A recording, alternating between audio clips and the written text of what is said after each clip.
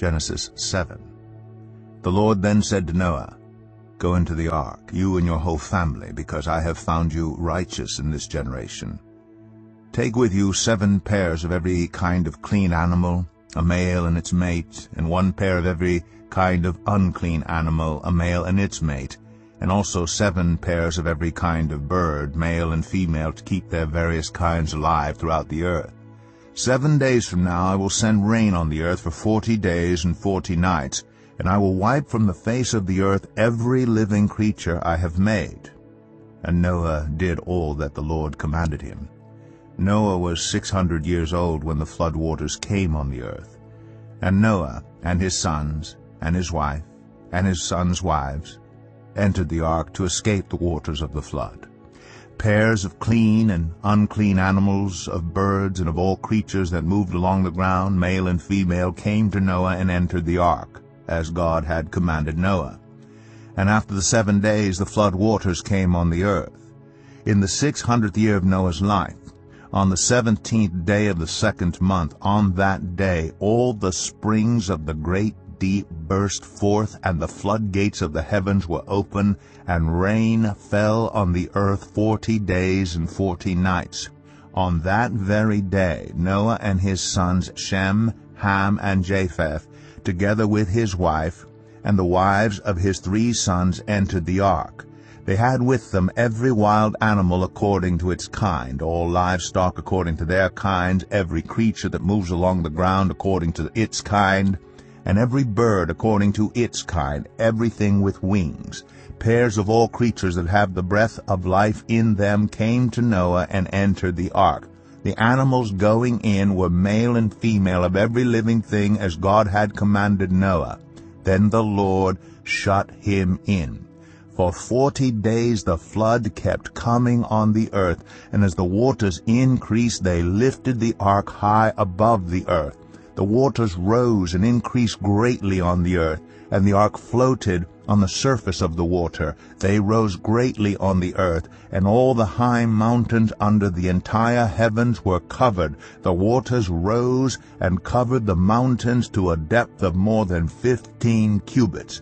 Every living thing that moved on land perished, birds, livestock, wild animals, all the creatures that swarm over the earth, and all mankind. Everything on dry land that had the breath of life in its nostrils died.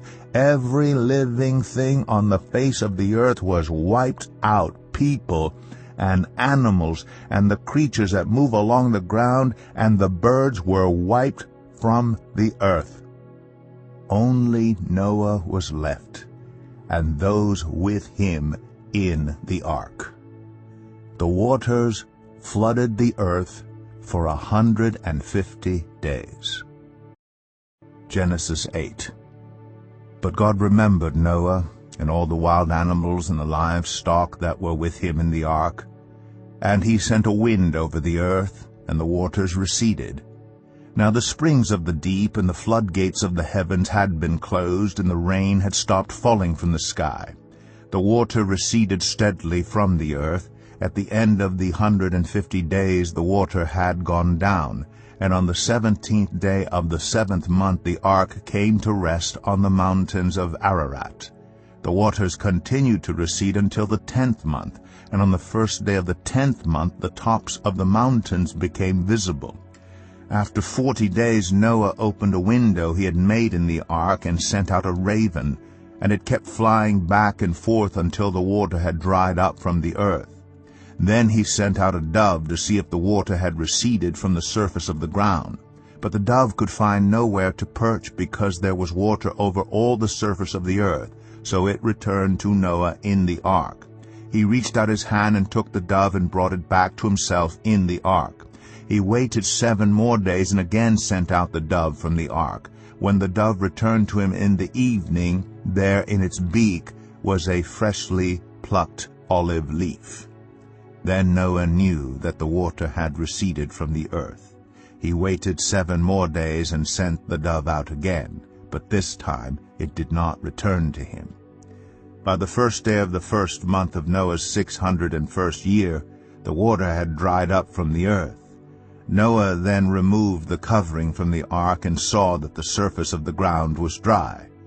By the 27th day of the 2nd month the earth was completely dry. Then God said to Noah, "Come out of the ark, you and your wife and your sons and their wives.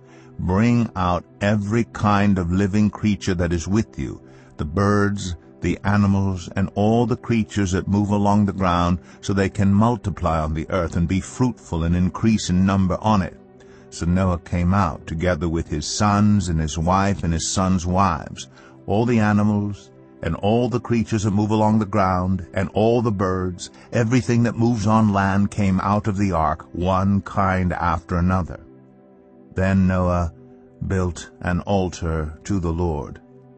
And taking some of all the clean animals and clean birds, he sacrificed burnt offerings on it.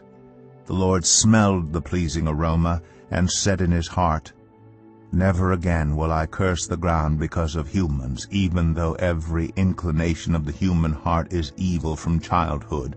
And never again will I destroy all living creatures as I have done. As long as the earth endures, seed time and harvest, cold and heat, summer and winter, day and night will never cease."